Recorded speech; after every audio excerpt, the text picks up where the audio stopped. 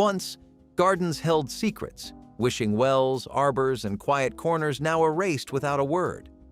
What vanished when these features disappeared, and why does it feel like we lost more than just decoration? Bottle trees once stood like shimmering guardians in backyard soil, their glass limbs catching the light and the wind with every passing day. Blue, green, and amber bottles hung upside down from welded branches or nailed stakes, clinking softly like wind chimes with a secret. To many, they were more than decoration. They were protection.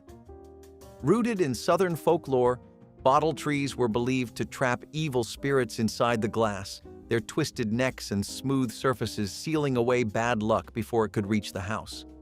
Children would run their fingers along the sun-warmed bottles. Visitors would ask about the colors. Over time, they became part of the family garden's identity. But today, they are rare, too strange, too forgotten. Plastic wind spinners replaced their sparkle. If glass bottles once guarded the soil, the next feature grounded the family itself, wrapping flowers around the daily rhythm of laundry. Clothesline gardens were not about beauty first, they were about rhythm. The lines stretched from tree to post, sagging under the weight of bedsheets and denim. And beneath it, rows of sturdy flowers grew, marigolds, zinnias, maybe snapdragons. They caught the sun in the morning, the shade by midday, and the stray drops of rinse water shaken loose from above. The flowers kept the bugs away. They softened the mud, and for a tired parent with a laundry basket balanced on one hip, they offered a small moment of color and calm. This was not a curated flower bed, but a working garden, one built around necessity, not decoration. The smell of wet cotton mixed with the sweetness of earth. What once framed daily life with petals and practicality became another forgotten patch of lawn. And if the clothesline gardens kept time by the cycle of laundry, the next garden feature kept time by the arc of the sun. Victory garden trenches were zigzag rows carved with urgency, hope, and grit. During wartime, food was rationed and store shelves were sparse, so families turned their yards into organized systems of survival. But these trenches were not random. They were planned to maximize yield and minimize waste. Dug at angles to resist erosion and make watering more efficient, the pattern looked like a haphazard maze from above, but on the ground, it was orderly and rhythmic. You planted fast-maturing vegetables like radishes, beans, and lettuce in long diagonal strips. Cabbages flanked carrots. The zigzag trenches were flattened, replaced by square lawns or patio pavers. What had once been a strategy for survival was now seen as unsightly. But the soil remembered. And for those who walked those rows, it was never just about food. It was about purpose. And just beyond those trenches, another garden marker stood still and silent, measuring time long before cell phones and clocks. Sundial circles once cast long shadows across garden stones, whispering the hour in the silence between birdsong and breeze. They sat in the center of a ring of flowers, lavender, thyme, and daisies watching the day slip past. Children were taught to read the shadow before they learned to tell time on a watch. You knew it was near supper when the shadow hit the iris. It was not exact, but it was enough. The sundial did not tick or buzz.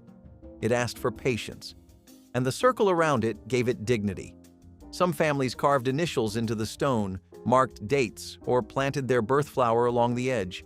But as clocks became smaller, faster, and eventually invisible inside glowing screens, the sundial grew obsolete. And just as sundials gave structure, the next feature gave imagination, a place for wishes, stories, and superstition to bloom right at the edge of the lawn.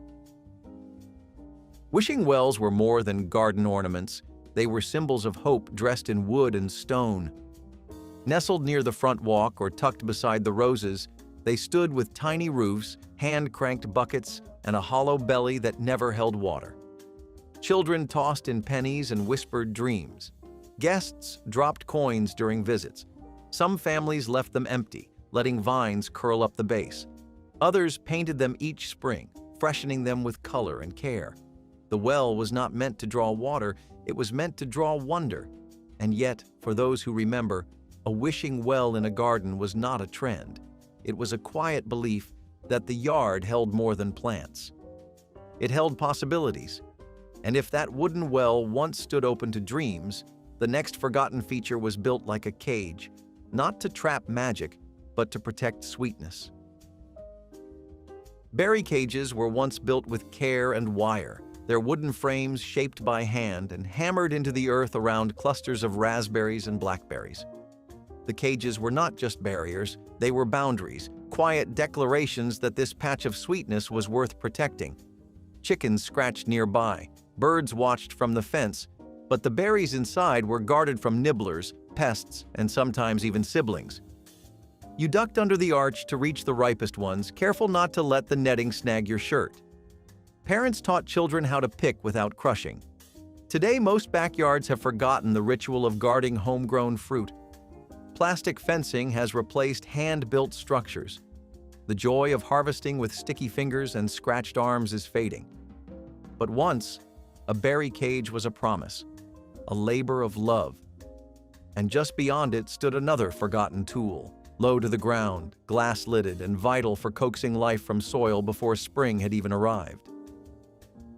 Cold frames were the gardener's secret weapon, a low, glass-topped box set over seedlings to trap heat and coax growth from winter-chilled earth. They looked like tiny greenhouses, slanted and fogged with breath each morning. Families repurposed old windows, resting them atop wooden frames lined with straw or bricks. Inside, rows of lettuce, spinach, and early carrots pressed up against the glass, craving light. You lifted the lid each day, feeling the warmth pour out and the earthy scent rise. Cold frames extended the season, giving gardeners a head start on the harvest. In their time, cold frames meant resilience.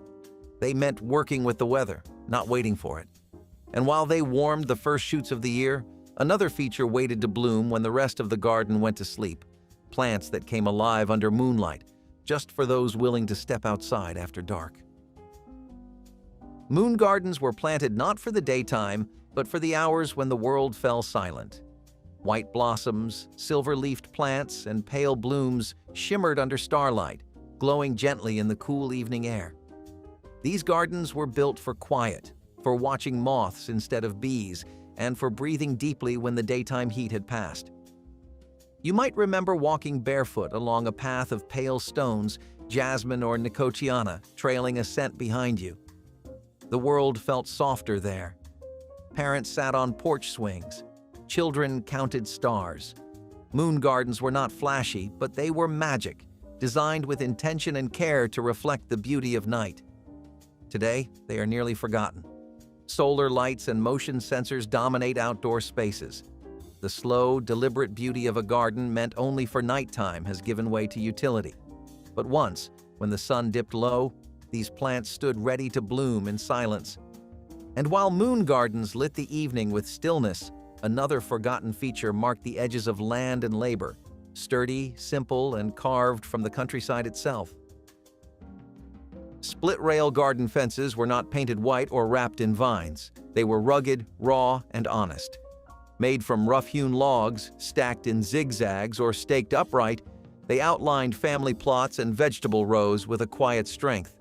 You could see through them, lean over them, sit on them. They were not about keeping things out as much as they were about saying, "This is ours." Children walked them like balance beams. Birds perched on their corners, and as the wood aged, it grayed and cracked, but never truly broke. These fences were part of the land's rhythm. You did not order them, you built them. But today, they are mostly gone. Vinyl replaced wood. Privacy replaced openness.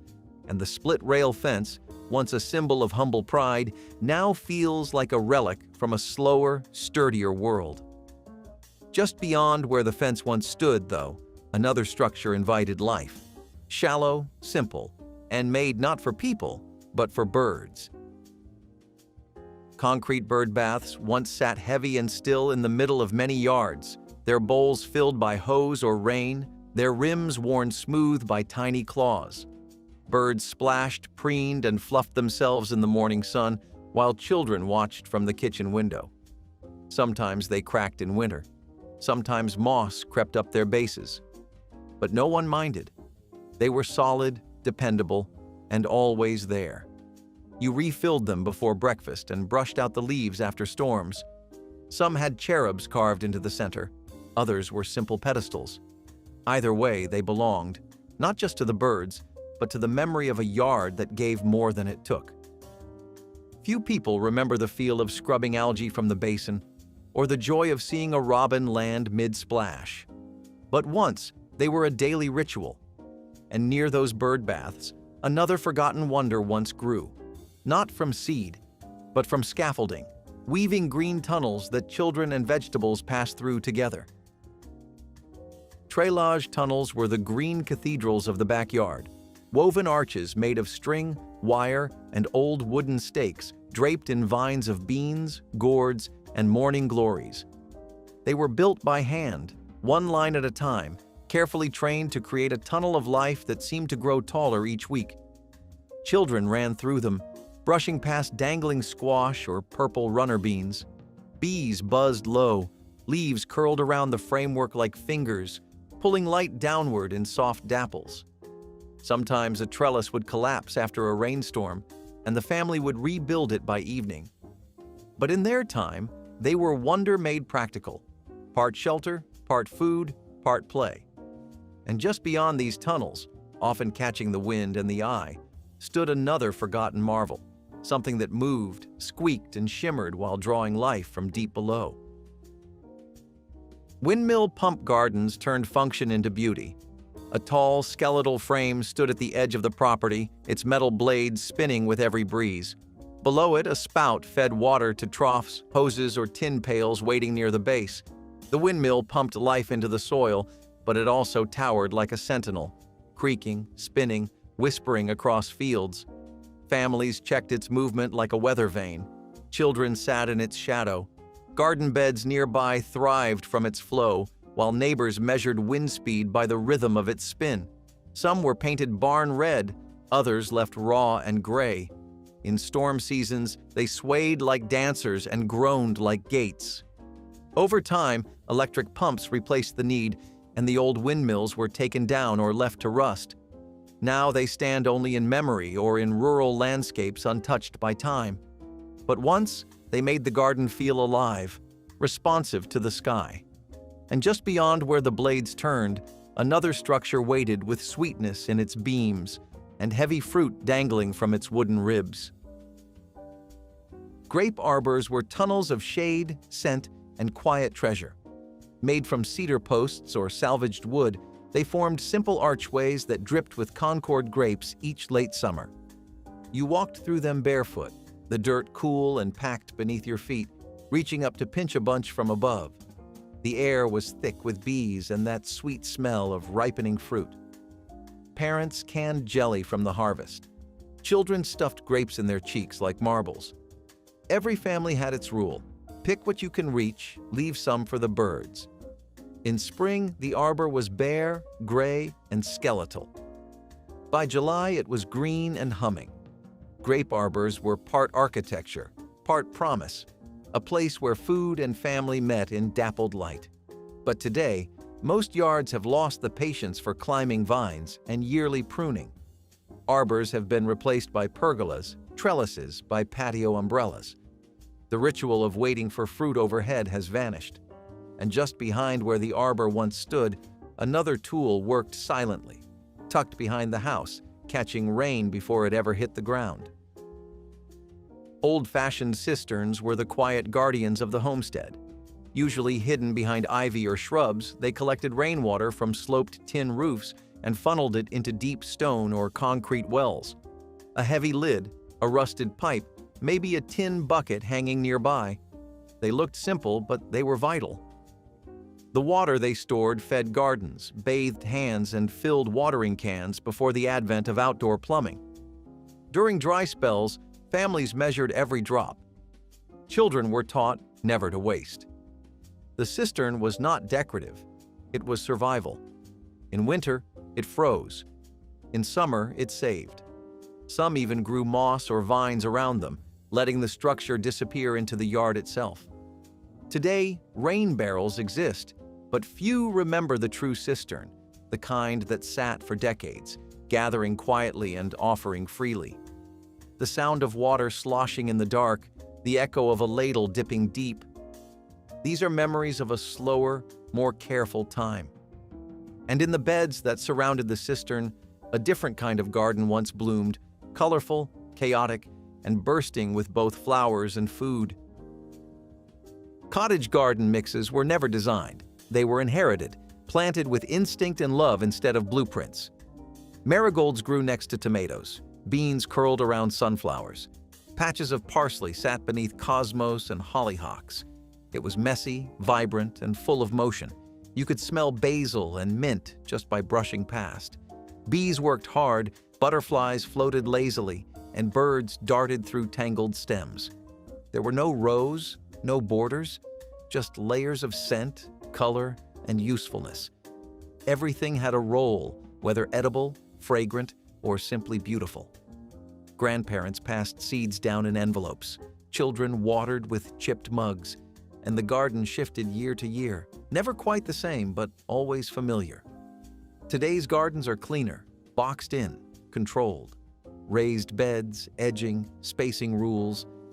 But the cottage garden was life in full expression, and tucked somewhere in that tangled beauty between the time and the time-worn path was something older still, built not of petals, but of pebbles and patience. Rock gardens were once a labor of love, assembled stone by stone with quiet intention and local pride. Each rock was chosen, not for polish, but for shape, weight, and how it caught the light. Low growers filled the spaces between, creeping thyme, mosses, hens, and chicks, and the smallest bursts of alpine color. These gardens did not shout. They whispered. They taught patience. You had to crouch low to appreciate them, to see the detail in the lichen, the way a plant nudged through a crevice like it had found its one true home. They weathered storms, outlasted trends, and often marked the corner of a yard where nothing else would grow. Grandparents arranged them in spirals or slopes. Children added pebbles like offerings. Today, most rock gardens are gone, swept away for sod or paving, their stones hauled off or buried.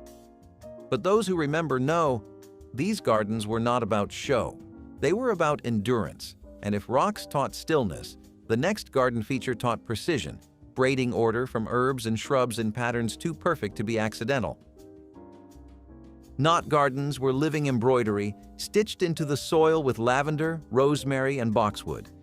Inspired by colonial estates and English tradition, they were symmetrical, exact, and fragrant. The paths wound around square plots filled with low hedges trimmed to perfection. Inside each square, herbs grew in tidy knots, braided designs that looked like woven rope when seen from above. These gardens were not wild, they were measured. Each corner mirrored the other. You could walk them like a maze, following the scent of thyme or brushing your hand against a bay leaf. In the evening, they looked like green lace beneath the fading sun. Maintaining one took time and a good pair of shears, but they offered more than beauty. They offered pride, discipline, and history. And just beyond the tidy lines of clipped herbs bloomed something wilder, brighter, and planted not for symmetry, but for survival. Vegetable rows framed with marigolds were the garden's first defense line. Brilliant bursts of orange and yellow planted not just for looks, but to keep the pests at bay. Before sprays and chemical dusts, gardeners relied on scent and color to protect their crops.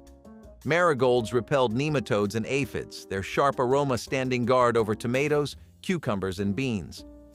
You might remember the sight of them, blooming like fire along the edges of dark soil, bees dancing from vegetable to flower and back again. They were everywhere, simple to grow, quick to bloom, and fiercely protective. The contrast was striking. Soft petals beside sturdy stems of food. Parents taught their children to plant them early, to dig the holes deep and space them evenly. Today, chemical treatments dominate most gardens, and the humble marigold is often forgotten or confined to pots by the porch. But once, they were frontline warriors in a family's food security. And while marigolds defended the soil from above, something magical often stirred just below the surface. where goldfish swam and frogs croaked beneath floating lily pads in garden ponds dug by hand. Hand-dug lily ponds were miniature worlds carved straight into the backyard by sweat and shovel. Shallow, round, and often edged with stones, they were built for beauty, peace, and a little wildness. You might remember the sound of frogs calling at dusk, or the way goldfish flickered just beneath the surface. Water lilies opened wide in the morning sun and curled shut by evening. The pond never needed to be perfect. It needed to be alive. Children dipped jars to catch tadpoles. Dragonflies hovered like jewels. Leaves floated lazily across the glassy surface while cattails rustled at the rim. These ponds were not built by professionals or lined with plastic. They leaked, froze, refilled with rain. They aged with grace. But over time, as yards grew tidier and concerns about safety and upkeep grew louder, these little sanctuaries were filled in. Today, they are rare, their magic replaced by fountains or mulch. But once, a lily pond meant summer had arrived, and just beyond its cool edge, another garden feature waited, dry, dark, and built into the ground, hidden behind a curtain of flowers. Summer houses were the soul of the garden. Small wooden pavilions nestled in corners, open to breeze and light, where conversation lingered and time slowed. You reached them by stone paths or dirt trails, often shaded by climbing roses or the arms of old trees. Inside, wicker chairs, a table for lemonade, a board for checkers. They were not guest houses or sheds. They were retreats, painted in pale colors, dressed in lace curtains or left bare with weathered beams. Summer houses offered shelter without walls. You could read a book as rain tapped the roof. You could listen to cicadas and sip iced tea. Children played inside with dolls or toy soldiers. Grandparents napped, windows open to the smell of honeysuckle. These structures were not fancy. They were personal, and today they are mostly gone. Too impractical, too small, too forgotten. But once, a garden did not feel complete without one. And tucked behind them, often out of view, lay something humbler still, a half-hidden door to the past, covered in flowers but leading deep underground. Old root cellar entrances often looked like something out of a storybook. Half-buried doors at the edge of the yard, draped in ivy, flanked by flowers, and cool to the touch even on the hottest days. They were built into hillsides or mounded with earth, with wooden doors heavy enough to creak when opened. Inside, steps led down to darkness where shelves lined the walls, filled with jars of peaches, potatoes in burlap, and crockery sealed with wax. The air smelled of soil and something old, something preserved. Children were told to stay out unless they were helping, but the mystery always pulled them in. The root cellar was not just storage, it was security, preparation, tradition. It meant the family could last through winter. Over time, as refrigeration replaced seasonality and processed food replaced home canning, these cellars were boarded up, filled in, or left to crumble beneath the weeds. Now they exist in memory more than landscape. But those who remember know where to look, in the back corner of a yard where the flowers still grow a little thicker. And just steps away, another feature stood tall and fragile. Its wood gray with age, its roof rusted, but its walls covered in blossoms. Weathered tulle, sheds decorated with morning glories were once the heartbeat of a working garden.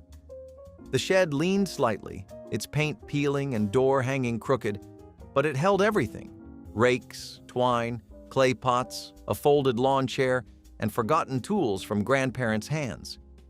In early summer, morning glories curled up the sides, their tendrils grasping for anything solid, their flowers opening like trumpets at dawn. The shed disappeared under their bloom. The roof caught fallen leaves. Birds nested in its eaves. Sometimes a child's name was carved into the wall, or a wasp nest was left undisturbed in one high corner. The door squeaked when it opened. The air inside was warm and earthy. You could spend hours there without meaning to, fixing a hose, sorting seeds, escaping noise. Today, these sheds have been replaced by sterile plastic storage or sleek aluminum boxes with nothing climbing the outside. But once, a garden shed was part tool chest, part escape, and fully alive. And just down the path from that shed, another feature stretched in rows, short, sweet, and heavy with fruit from trees no taller than a single story. Backyard orchard rows were not vast fields or commercial groves. They were narrow, tender strips of apple, pear, and plum trees planted with hope and kept with care. Each tree had its own rhythm. Some bloomed early, some dropped fruit in waves. You might remember shaking a branch to make the ripest ones fall, or placing a ladder just high enough for a child to reach. The smell of fruit in late summer mixed with the hum of bees and the soft thud of apples landing in the grass. Parents made pies, dried slices, or filled baskets for the neighbors. The orchard was not always neat. Sometimes a limb broke under its own weight or deer slipped in through the gate. But the trees stood year after year, offering sweetness with no demand beyond water and time. Today, many home orchards have vanished. Too messy, too much work, or replaced by fast-growing ornamentals. But once, to grow fruit in your own yard was to measure seasons by harvest and joy by handfuls. And beside those orchard rows, another living wall once stood, this one flowering and thorned, twining through wire in bursts of pink and red. Climbing roses on wire frames were the original garden walls, fragile, fragrant, and covered in bees. The wire itself was simple, sometimes chicken wire, sometimes salvaged fencing, but it disappeared under the green. Roses grew fast and wild, their thorns sharp, their blooms soft as silk. In spring, they burst into color all at once, like firecrackers of scent and blush. You walked past them slowly, not just to avoid the thorns, but to breathe. These were not trimmed hedges or trellised hybrids. They were rough, beautiful, alive. Children ran alongside, ducking to pick fallen petals. Gardeners tied loose vines with bits of old ribbon. And behind them, privacy bloomed, less a barrier than a presence. Today, vinyl fencing stands in its place, smooth, blank, and silent. The wire rusted, the roses cut back. But for those who remember, there is no fence like a living one.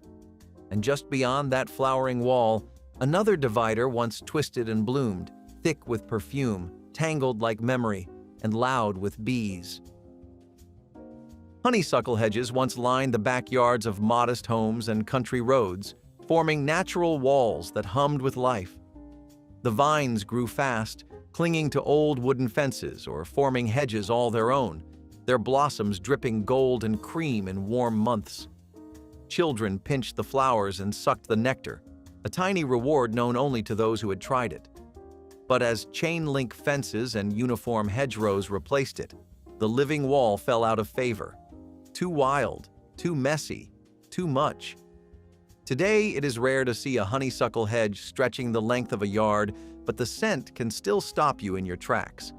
And behind where those tangled hedges once stood, another childhood wonder waited.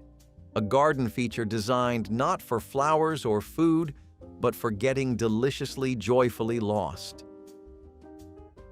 Shrub mazes were the child-sized cathedrals of the backyard, miniature labyrinths carved from tightly clipped hedges or thick-growing shrubs like boxwood or privet. They were rarely perfect. Paths curved awkwardly, dead ends formed by growth that got away, and the center might hold a lawn chair, a garden gnome, or nothing at all. But to a child, they were kingdoms. You ran inside to escape chores, to chase your sibling, or to hide a secret treasure.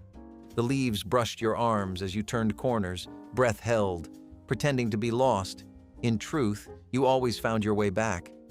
But the moment of not knowing, of turning one more green corridor, hoping it was the right one, was magic. These mazes did not last forever. Shrubs grew too large, maintenance became too much, and flat lawns became easier to manage. Today, they are rarely seen outside of estate gardens or historical homes.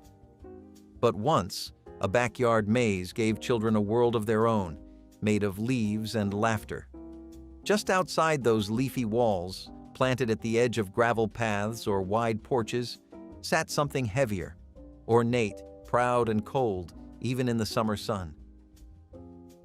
Cast iron urns were once the anchors of garden formality, standing like sentinels beside gates, on porch steps, or at the foot of stone paths. They were enormous, heavy enough that moving them took 2 people and a dolly. Their weight gave them permanence, as if they had always been there and always would be. Scrollwork curled along their sides, and their rims held bursts of petunias, geraniums, or cascading ivy. Some families changed the flowers seasonally, others let moss grow over the lip. Children dropped pebbles into them, listening for the soft thud at the bottom. Rust gave them color. Time gave them dignity. Unlike today's lightweight plastic planters, cast iron urns aged with grace. What once grounded a garden in elegance now feels too heavy, too still. Yet for those who remember them, they were more than containers. They were presents. And surrounding them, drawing the lines between path and bed, was a border far more natural than what fills garden aisles today. Log edging was as humble as it was sturdy. Borders made from sawed-off logs, cut flat and stacked like wooden coins along flower beds and vegetable rows. Sometimes the bark was still on. Sometimes each piece was stained or painted. It was not perfect, but it was purposeful. You hammered each log into the soil with a mallet, lining them like dominoes through the yard. They marked boundaries, held mulch in place, and gave a rustic order to the chaos of growing things. As the years passed, moss crept over them. Today, molded plastic edging is cleaner, easier, and sold in rolls. But something is lost in the trade. The softness, the sound of hammer on wood, the way the logs blended into the soil rather than separating from it. And at the end of those paths of timber and mulch, one forgotten relic often stood, its iron handle seized, its spout dry, now blooming with flowers instead of water. Old water pump stations, once used to draw water from shallow wells or cisterns, eventually became flower beds, standing proud in retirement with daisies or snapdragons bursting from their bases. You might remember turning the rusty handle, pretending water would still come up. Sometimes it did. More often, the pump was dry, a memory of usefulness tucked into the corner of the yard. Families gave them new purpose. They planted around them, painting the pump bright red or letting it rust until it blended into the earth. The spout hung over petunias or spilled ivy like a silent fountain. These pumps were not hidden. They were embraced, repurposed, loved. They marked a time when water was pulled, not piped, when gardens relied on buckets, not hoses. Today, most are gone, scrapped for metal or lost to demolition. But for those who kept them, the pump became a reminder of the old and the essential. And nearby, rising like slender watchtowers across the yard, were tiny homes built not for people, but for bluebirds. Birdhouses on tall poles dotted backyards like hopeful little beacons, placed high to avoid cats and close enough to watch from the kitchen window. They were made by hand, cut, painted, and nailed together by grandparents, parents, or children on weekend afternoons. Some had shingled roofs, others had tiny porches. Bluebirds, wrens, chickadees, they all came, season after season, filling the air with song and the nest box with life. Today, store-bought houses hang low, often more about looks than function. But once, these poles were promises. Built tall, with care, they invited nature to stay a while. And in their shadow, the garden felt less like a yard and more like a living world. Urine as a natural fertilizer is probably the most ancient technique across this entire list. It's also one that has an immense amount of scientific proof to help back it up. This is sterile, nutrient-rich and free, and it's high as the sky in everything a plant needs. Urine contains, well, urea. Who names these things? Anyway, the urea eventually breaks down into ammonia, and that helps to act as this really abundant source of nitrogen, which, as you know, really makes sure those leaves grow just the way they need to. Then, urine also has a decent amount of phosphorus and potassium, and it's also fast-acting, but you can't just zip down and start peeing on your tomato plant. You have to dilute it 1/10 with water, otherwise you would burn the plants, and it has to be fresh. It's best for leafy greens, and you're supposed to apply it directly to the soil. Also, this wasn't exactly the most popular trick. A lot of gardeners really looked at you funny for doing this. Apparently, there was a lot of social stigma. And I get it. Who would want to eat pissy cabbage? I mean, come on, there just has to be a better way. In an era when scurvy was a real threat, fresh greens were a necessity. Miner's lettuce, a wild green packed with vitamin C, became a crucial part of pioneer diets, especially during the gold rush. Its name wasn't just for show. Miners and settlers relied on it to prevent disease when citrus was scarce. Growing abundantly in the wild, it required no cultivation, thriving in cool, shady areas where other crops struggled. Mild in flavor and naturally crisp, miner's lettuce was a refreshing contrast to the heavy, salt-cured foods common at the time. Eaten raw, it made for a simple, nutritious salad. When cooked, it softened quickly, perfect for soups or sautéed greens. Some pioneers even brewed it into tea for medicinal purposes. Its adaptability and health benefits made it a favorite among early American homesteaders. So why isn't miner's lettuce a supermarket staple today? The answer is simple: it didn't need farming. Because it grew wild and self-seeded easily, there was little incentive to cultivate it on a large scale. As commercial agriculture took over, miner's lettuce faded into obscurity. For those who know where to look, it's still there, growing quietly, just as it always has, waiting for someone to rediscover its. Before the days of freezers and two-door fridges, we had cold cellars, which you may also have heard being referred to as root cellars. For centuries, this was pretty much the cornerstone of not just America, but global society as a whole on how to preserve their food. Why was that, though? Most modern freezers actually try to replicate the environments people had in cold cellars. The temperatures you'd find in these frosty rooms would go down to 30 degrees and 50 degrees, and that meant that enzymatic activity, the same thing we just discussed that browns your bananas bad, goes down heavily in vegetables and fruits. Cold temperatures basically do the same for microbes too. Stunted growth is bad for anyone, not just kids that don't drink their milk. Plus, cold cellars have really high levels of humidity. Moisture retention is a big deal for these things, you know. You don't give them enough of that, they're liable to die way before they need to. Yet you've also heard that too much of the stuff is bad for you. You've probably heard your parents say not to keep your apples too close or around too much air, or keep your onions separate. Well, that's because of ethylene gas. With too much moisture and not enough ventilation, the buildup of this glass and the release of it causes a lot of nasty cross-contamination. Basically, you don't want your fruits being bad neighbors, and cold cellars were such a nice neighborhood too. Baking soda was sometimes something people used to reduce the acidity of the soil, with the added belief that this helped to make tomatoes taste a lot sweeter by putting a soft cap on their acidity. Baking soda is an alkaline substance, after all. If the soil is far too acidic, it can help to adjust the pH level until it's suitable.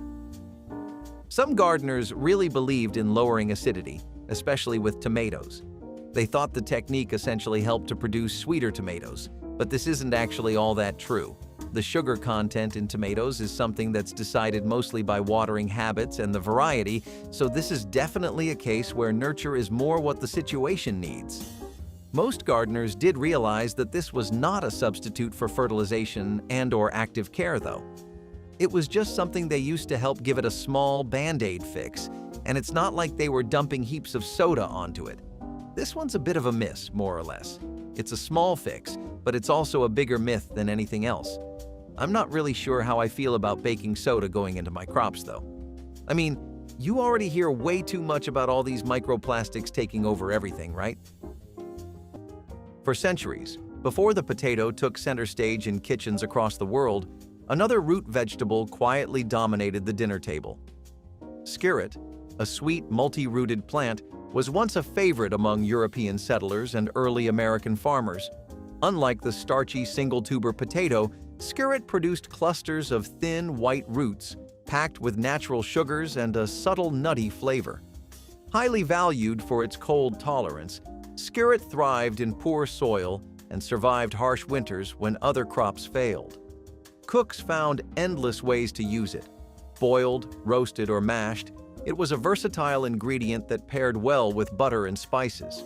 Some families even treated it like a parsnip, adding it to stews, while others blended it into fritters or pies for a naturally sweet bite. So why did this once beloved vegetable disappear? The answer is simple: efficiency. Skirret, with its delicate interwoven roots, was far trickier to harvest and clean than a bulky potato. When large-scale farming favored high-yield crops, skirret was quietly replaced. Today, it's nearly forgotten outside heirloom gardening circles, but for those who rediscover it, the reward is undeniable. So, no one's a stranger to the process of larding, but I think a lot of us just follow these things because they're generational, tried and tested tips and tricks we know work. Why do they work, though? Well, if you've ever played FIFA or a Dragon Age game, then you know the concept of a defender or a tank. Lard kind of acts like that. It makes a protective barrier of fat, which melts away when you cook. But when you just coat it, it seals it from any outside exposure. This helps oxidation basically never happen, which means you don't get any nasty-smelling meat or spoilage. Meat needs to be juicy too, though. Fat helps keep a lot of that water and moisture in, because who likes their steak dry? Plus, did you know some organisms that spoil your stuff actually really just get off of air? Lard really helps choke them out.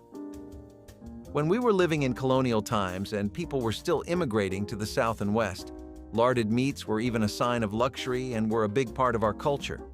It was impossible to make those long treks without a supply of properly preserved and fresh meat.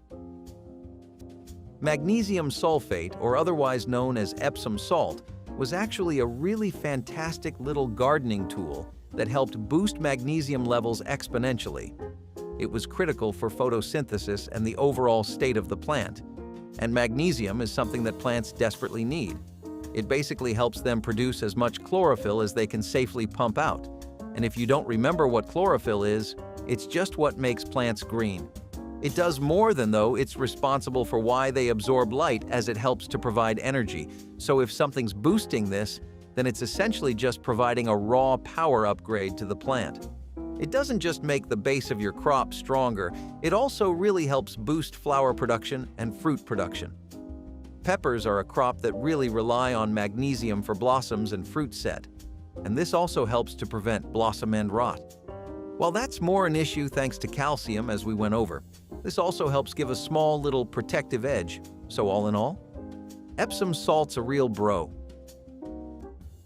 In a time when every inch of the garden had to earn its keep, people relied on crops that were hardy, nutritious, and versatile.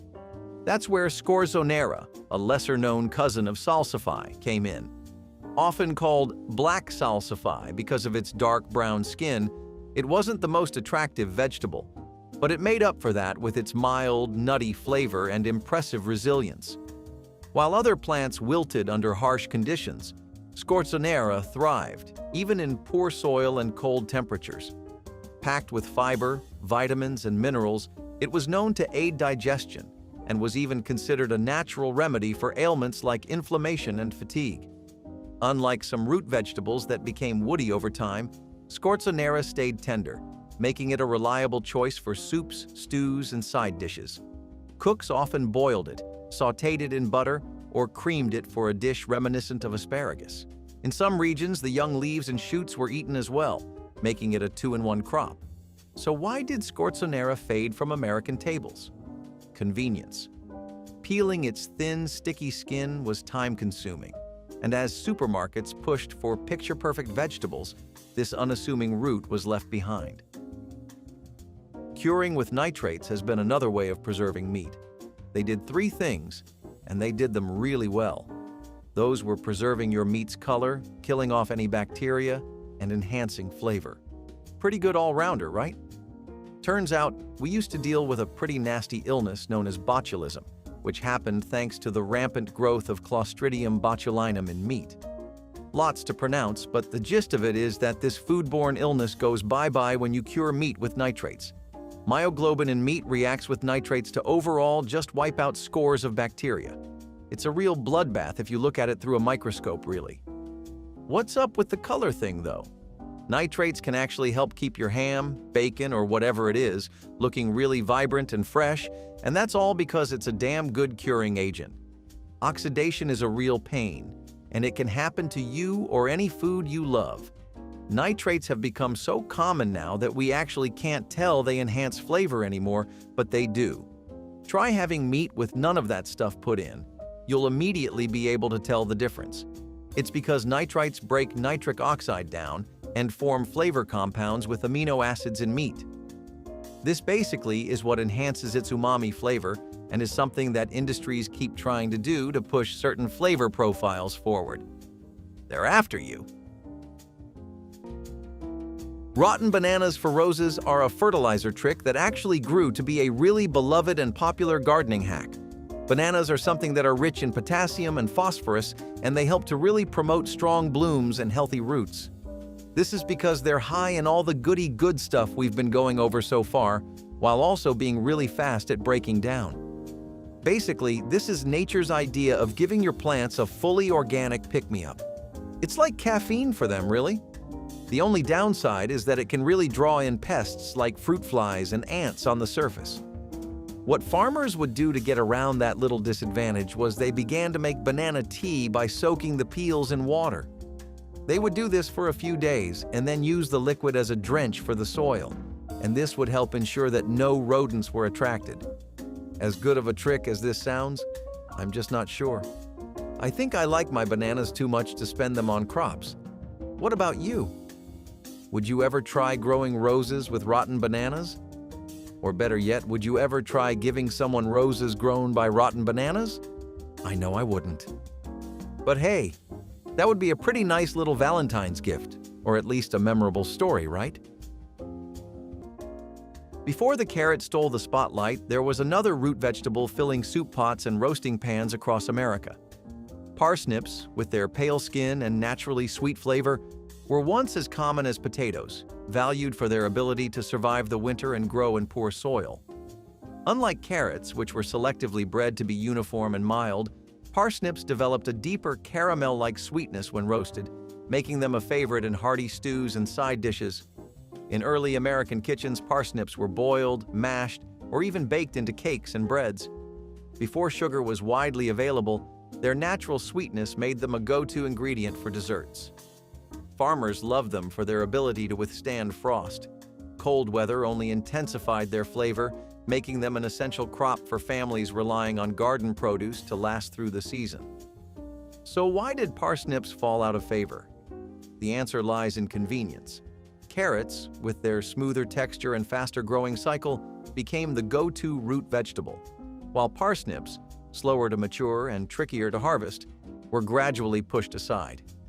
Their irregular shape didn't help either, making them harder to peel and process. So I'm sure you've seen this in movies before, but clay pot cooling was a real thing. It's a pretty vintage cooling technique, but it just takes some smart advantage of the properties of clay. Since clay happens to be a material with more pores than it knows what to do with, water tends to reach the outer surface easily enough. Imagine really tiny channels of water that give a very slow but steady supply of water to the inside surface. Since the water is ultimately so little, though, it tends to evaporate and create an environment where it absorbs heat and turns to a vapor, something you may or may not know as the endothermic process. This evaporation is pretty much what creates a lower temperature and humidity inside the pot and helps create that natural refrigerator effect that made this such a genius way of preserving everything and anything all inside an easily transportable and carryable pot. This is still an active tradition in many parts of the world, but in America, historically, settlers used pots to keep waters and fruits cold and fresh before ice boxes were ever a thing. Using newspapers as this really natural barrier to help suppress weed growth is a very time-tested gardening trick. It's one of the most affordable and biodegradable options you can go for, and most alternatives are plastic or fabric blockers that, while doing the job, also introduce a host of harmful little things that can tamper with the growth of your plant. Newspaper basically helps to block sunlight and retains the moisture of the soil, and since it breaks down over time and is cost-effective and eco-friendly, then it essentially means that this is free, better than anything on the market, and it doesn't mess with your plant at all. You would just need to put down around 5 sheets of newspaper over those pesky areas where weed tends to grow, overlap the edges, and wet the paper itself, and then cover it with straw or compost. You keep reapplying this whenever you need to, and you're essentially safe. There was a time when gardens weren't just filled with mild, leafy greens. Some had a bite. Sorrel, a tangy, lemony herb, was once a kitchen staple, adding a burst of acidity long before citrus was widely available. With its sharp, almost sour taste, it was a favorite for soups, sauces, and even simple salads, offering a refreshing contrast to heavier dishes. Unlike many garden greens, sorrel wasn't just for fresh eating. Its tartness intensified when cooked, making it a key ingredient in old-world recipes like French sorrel soup, a silky, velvety dish often finished with cream. In Eastern Europe, it was blended into stews and borscht, giving broths a natural brightness. Pioneers and homesteaders loved it for its resilience. One of the first greens to appear in spring, sorrel provided much-needed vitamins after harsh winters. So why did it fade from American tables? Its bold flavor didn't fit the growing preference for milder greens like spinach and lettuce. Plus, sorrel's high oxalic acid content, while safe in moderation, gave it a reputation for being too strong for everyday meals. Today, it lingers mostly in specialty gardens and gourmet kitchens, waiting for a comeback. Ice houses were a pretty integral part of how food preservation worked for the better part of several centuries. Before we had the dawn of mechanical refrigeration, this was pretty much the standard way of how to do things. There were a few reasons too, because the icehouse format had been reformed and refined until they hit a blueprint that ticked every box. The ice houses we've come to see having widespread use were built underground, with really thick walls that were reinforced with layers of stones and bricks, sometimes even wood. They'd also be layered with things like straw, sawdust, or peat moss, so that they'd be covered with insulators. The idea was to stop heat transferring, Insulation helps keep thermal conductivity low, so heat doesn't really get the chance to creep into the house. Plus, while nobody ever expected these ice houses to last forever, they had one benefit over fridges, kind of. If the power goes out, you're on a countdown until it comes back, or your stuff spoils. In an ice house, thanks to a concept known as latent heat of fusion, ice houses would stay cool on the inside as the exterior would melt. This is because ice absorbs a large amount of heat while it melts. All of this, combined with the ventilation that would be built into these, would basically ensure that ice houses were as close to fridges as people were going to get for a long time.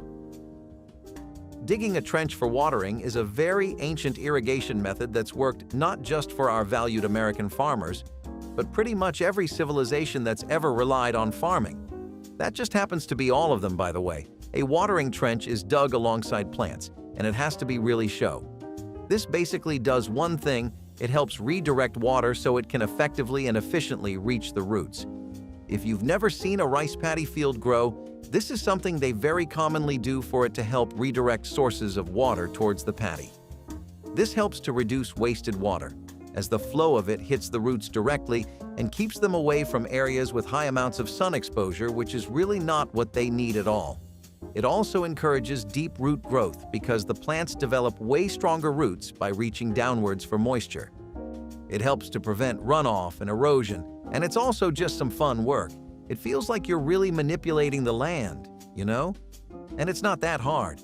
All you have to do is dig a trench that's about a few inches deep, 4 at best, really. Fill that with water and then soak it in the surrounding soil, and remember, this works best for tomatoes, corn, and deep-rooted crops in general. It's not ideal for shallow-rooted ones because they may be choked up by the water or just not have access to deep moisture to begin with. It's not winning any beauty contests, but what celeriac lacks in looks, it makes up for in flavor. This knobby, rough-skinned root may not be as recognizable as its leafy cousin celery, but for generations, it was a cold-weather staple, valued for its ability to store well through the harshest winters. Beneath its gnarled exterior, celeriac offers a mild, slightly nutty taste, with the unmistakable essence of celery, making it a versatile addition to soups, stews, and purees. Unlike celery, which was mostly grown for its stalks, celeriac was all about the root. Cooks would peel away the thick skin, revealing a crisp white interior, perfect for roasting, mashing, or slicing into slaws. In France, it was famously used in celeriac remoulade, a simple but elegant salad tossed with mustard and mayonnaise. In colder regions, it was boiled and mashed like potatoes, offering a hearty alternative with fewer carbs. But as modern farming prioritized uniformity and ease of preparation, celeriac fell behind. Its irregular shape made it difficult to peel, and with grocery stores favoring picture-perfect produce, this knobby root was gradually forgotten. Again, with wax sealing jars, the same thing holds true. An age-old concept that was actually far ahead of its time. It's all just a pretty clever use of the natural properties of these things, really. Wax forms a barrier between air and your food, and that means you don't have to worry about any airborne contamination or any bacteria getting the air they need to survive. Plus, what a lot of people would do is melt the wax and pour it over the food. Cold isn't the only thing you can trap inside things like ice houses. You can do the same to heat in things like melted wax. Not only would this sterilize the wax, it would kill off most bacteria on the surface of the jar too. There were loads of cultural traditions around farm families that basically let them use wax jars as much as they could, alongside a strong artistic appeal. Some people would use specialty wax jars for high-quality jams, honey, or other kinds of gourmet products. In the 70s, there was kind of a return for things like this, but they couldn't keep up with modern technology, so they eventually were left behind once again. Molasses in the past weren't just used for syrups. Lots of practices thought they were a natural soil amendment, and they helped to feed beneficial microbes and basically boost overall plant health. It gave the crops a shot of a few things they really needed, like carbohydrates, trace minerals, organic compounds, and more. All of these things were really beneficial for the soil because they helped to really elevate microbial activity. You'd boost beneficial microbes because those were the ones you wanted to be attracting, and the sugar in molasses really did that.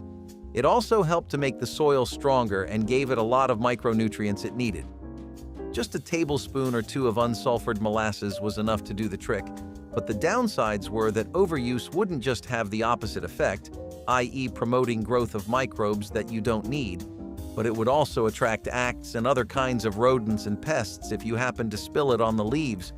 Now, this is a serious problem. You might think that it's just a spill, but that scent really carries, and if they do come and munch on your stuff while you're asleep, you're going to regret it badly. You know, I don't think the American people truly grasp just how much of a solid bro molasses they have been to us throughout the entirety of this country's tenured history. Looks like we're going to be dealing with some millennia-old classics for a while. Sprouting grains is probably older than the last two combined, and it basically works as a steroid for your grains. You soak, germinate, and sprout the grains, and this does a lot for them. It activates enzymes like amylase and protease, and then they break down complex carbs, fats, and proteins. Not sure what all that means? Basically, you turn on the things that help break your food down and turn it a lot more digestible. Naturally, germination also has been known to make the vitamins that are already there in fruits even more effective. Vitamins B and C get the highest effect out of this, though the science on that one is lost to me too. Not only was sprouting grains a big idea during colonial America, but it was something that became a mainstream practice during the Great Depression and War era thanks to the way people were sharing any and all information, including long-held family traditions just to survive another day and keep their pantry going. Tucked beneath paper-thin husks, these tiny golden fruits were once a garden favorite, treasured for their sweet tropical flavor. Ground cherries, despite their name, aren't cherries at all. They're closer to tomatillos, sharing the same lantern-like husk, but their taste is something else entirely, a mix of pineapple, mango, and citrus, with just a hint of vanilla.